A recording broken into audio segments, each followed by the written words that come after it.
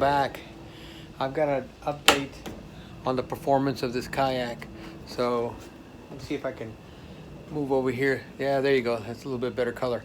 Hey, it did really good out on the lake with this troll motor and the battery. I had some issues, and I'm going to talk about them a little bit later. But here, let me tell you what happened. And I got skunked, so that's why there's not a fishing video. Well, I caught one black bass, but I still got skunked. So this performed pretty good. The battery is a 35 amp battery, sealed battery. That's why it's I don't know if you can see that. It's actually sitting on its side there. But it went 5 hours, and the problem was that I had a issue with the meter, so I don't know exactly how much battery power I had left. But when I came back and I charged the battery, it took it about maybe 12 hours to charge at 1.5 amp. So anyway, that worked great. The motor did have a little vibration at high speed. The issue was I took an extra battery because I didn't know how far I could go and how long the battery would last. So I did take an extra battery, and I set it back here in between my tackle boxes. Well, what happened was that put a lot of weight in the back of my kayak.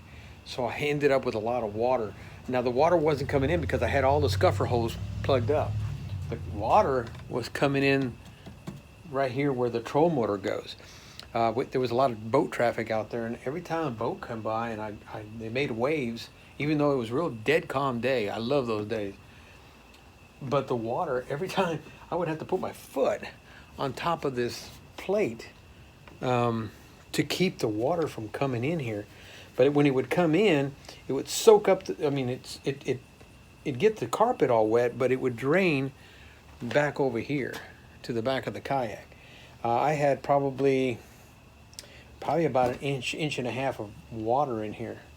But anyway, it's still two things that happened. I don't know if let me see. I don't know if you recognize this kayak, but I had one guy out there said, "Hey, is that a Brooklyn kayak?" No, it's not Brooklyn. The Brooklyn kayak looks a lot similar to this, but it's not a Brooklyn. Now these are available here in the Dallas area. You can get these in Rowlett from a guy, and if you leave me a message, I'll tell you where you can get one. He sells them. It's very reasonable. They are pedal drive kayaks, but I've adapted it for a troll motor, so it's all registered and everything. I think if you see some of my other videos, you know that I've registered it with the Texas Parks and Wildlife, so it has permission to be on the water. And I've got a previous video where I've got all the lights on how to wire it, because there's no access. Now that kayak over there has access up in the front, but this kayak does not. You pretty much have to fish to get the wires through the hole. So, but anyway, as far as performance, it performs really good. It runs really fast. Maneuvering is fantastic. Where normally in order to circle back on a tree, if I'm fishing for crappie, in order to maneuver back around to get to the other side of a tree or to stay on a tree, it takes quite a bit of pedaling to get all the way around. But with the troll motor, you can go forward, you can go reverse, you can even turn it and just go sideways, literally. I mean, the troll motor pushes. I mean, don't hit it too fast because it'll rock on you. But it really, I can hover over a stump in the middle of the water. I like that. So if you're going to go a long distance with it, set your troll motor straight.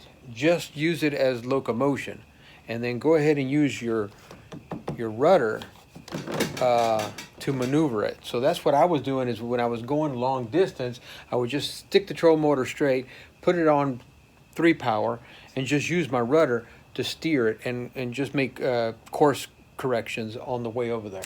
I find that a lot easier. But when you get to your target area and you want to troll around, you can use it just like a regular troll motor. It's sitting far enough in front of the kayak to pull your kayak wherever you want it. All right, so next time I go out there, obviously I'm not going to take the extra weight. I'm just going to try to reduce the amount of weight that I'm carrying in it. My volt gauge, I thought it was the sun that was not allowing me to see the volt reading. I wanted to know how much battery was still left after 4 miles and 5 miles, and I couldn't read that. And I go, what's wrong? Maybe it's the amount of sun hitting the dial. So I took off the old dial and I got this dial. In other words, I returned the other dial. So this is the new dial, and this one's pretty cool. Let me show you how it looks. So this is the new dial, and it's pretty colorful. It tells me how much battery life I still have. Right here, you can see that it's still full charge. But anyway, I replaced the old dial, which was without the ring around it, for this one. This one seems to be a little bit better quality. It's a little more expensive, but I like the reading. Hopefully I can see this in the bright sun, because the other one, it was giving me a good voltage for about 2-3 hours. Then all of a sudden I couldn't read it, and I thought it was the sun. Turned out that that some of the digits had started turning on that didn't need to be turned on. Instead of reading 13 volts, it was reading like a backwards L, and just funky readings. I don't know, Chinese. So okay, that one came off, this one went on, and now it's looking a little bit better. But then again, I'm in the dark right now, so we'll try it, and I'll send you another update on what happened. But the troll motor performed really good. This is a 30 pound thrust, so I didn't pay much, maybe about $100 for this.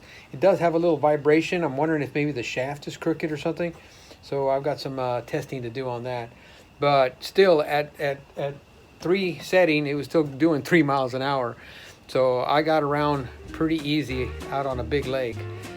So thanks, guys. Talk to you later. Bye.